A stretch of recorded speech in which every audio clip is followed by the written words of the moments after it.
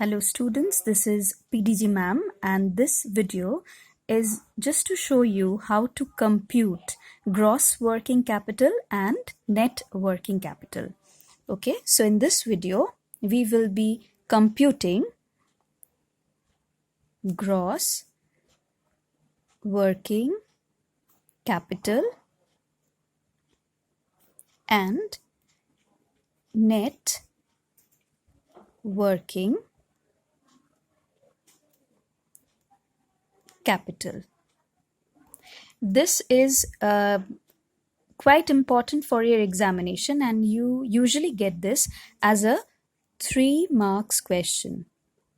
Okay, if you go through your past papers, boards paper, then you will see in the recent years, that is say 16, 17, 18, this sum has come and this usually you get it as a 3 marks question. Okay, this can also come as a 2 marks question or a 4 marks question depending on the how complicated the sum is. But the good part is this sum is quite easy and there isn't much complication in it. So usually we will get this as a 3 marks question only. Now I'll show you in this video, I'll show you step by step how to compute it, and I don't think you will have any difficulty in understanding this concept. Okay, now in order to compute this, there are two formulas which we need to remember. Okay, so first formula that we need to remember is how to compute gross working capital. Now the formula that we will use is sum of all current assets. Okay, so this is one formula we will use. So we need to find out gross working capital. For that, the formula we will use is sum of all current asset. Now the next formula that we will need to use is net working capital.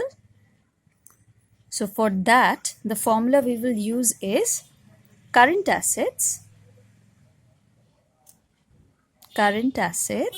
that is total current asset, minus current liabilities.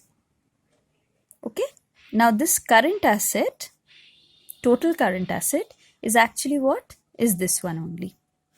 Okay, so the other formula you can write for net working capital is, instead of total current asset, it is actually the gross working capital minus current liabilities. Okay, so simply we have to remember these two formulas, this one and this one, for getting the answer for the question that we are given. Now commerce students will not find it difficult at all because you're learning the concepts of current assets and current liabilities from the very beginning, that is from class 11 itself.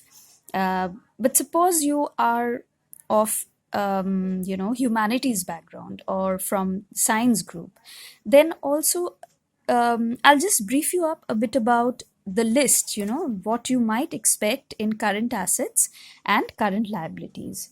So I'm giving you a list so that you find it easier to compute your answer.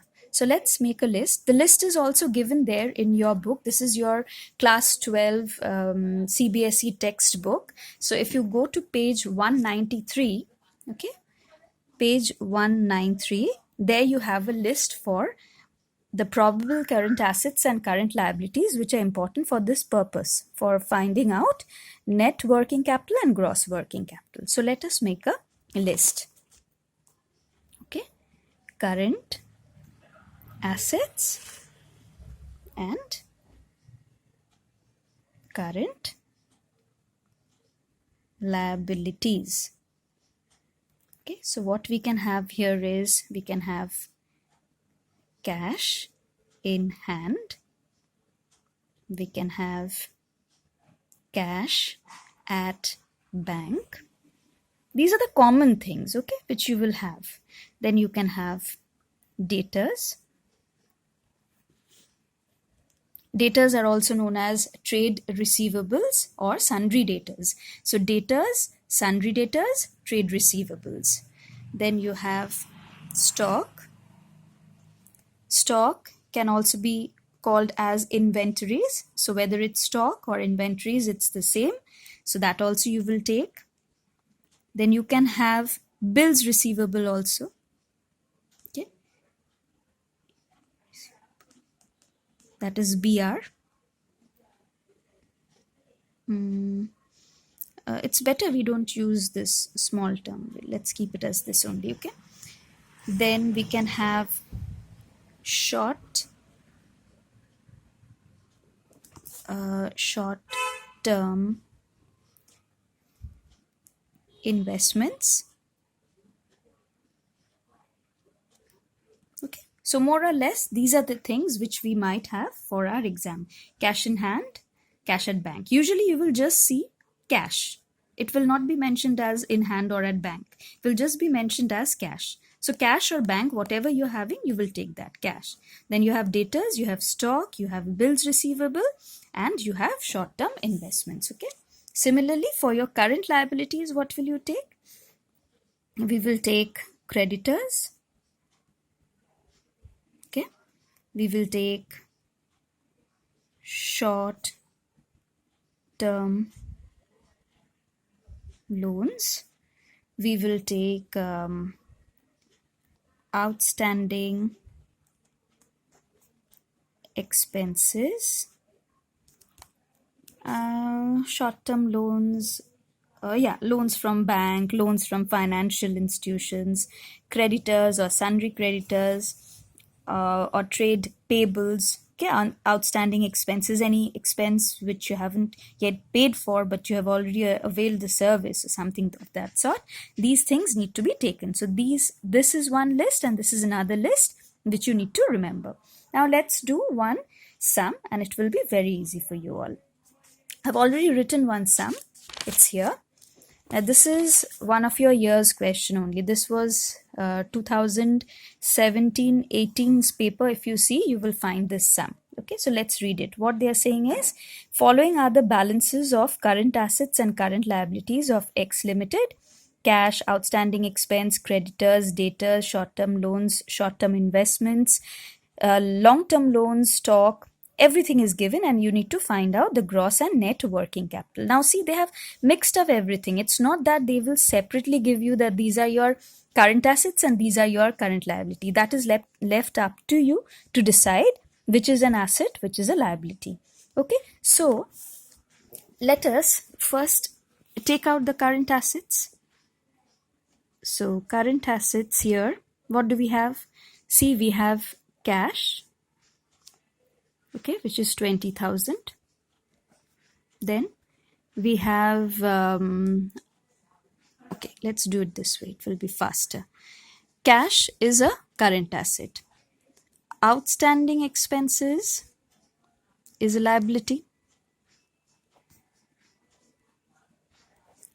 Creditors is also a liability. Then we have debtors, which is an asset.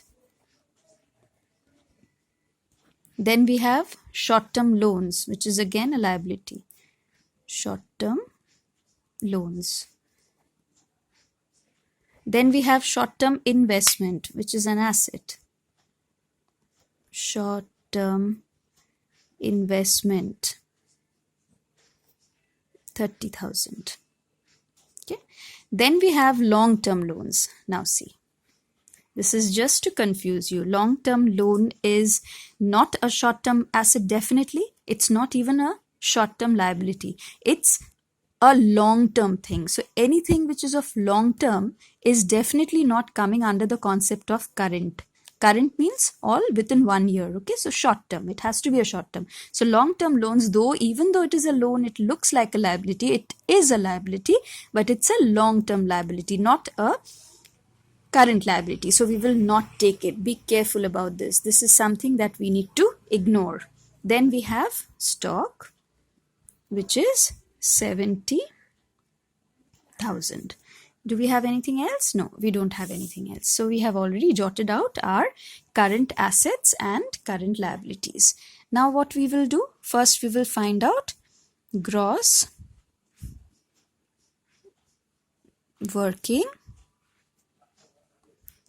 capital, which is total current asset. So when you do it for your exam, you have to write everything. So you cannot just write total current asset and show the figures, okay? You will have to write what does total current asset comprise of. So again, you will write cash plus debtors plus short-term investment plus stock. Next step is you will write the figures. So you will write 20,000 plus 50,000 plus 30,000 plus 70. Stock was 70? Yes, 70,000. Now you will add up this plus this plus this plus this. So 1,70,000 this is coming to. Okay. So this is our gross working capital. Next we will do, next we will do is our net working capital. So net working capital. So that is total current asset minus total current liabilities, which I said total current asset is your gross working capital minus total current liabilities. Now gross working capital we already have, that is 1,70,000. So we will write directly 1,70,000. But total current liabilities we again need to write down. So from this list, first we have outstanding expenses. So we will write outstanding expenses plus we had creditors and we had short-term loans. So 1,70,000 minus outstanding expenses was 5,000, creditors was 15,000 and loans were 4,000.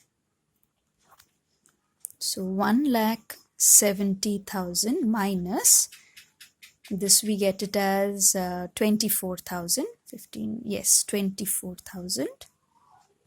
We subtract, we get it as 1,46,000.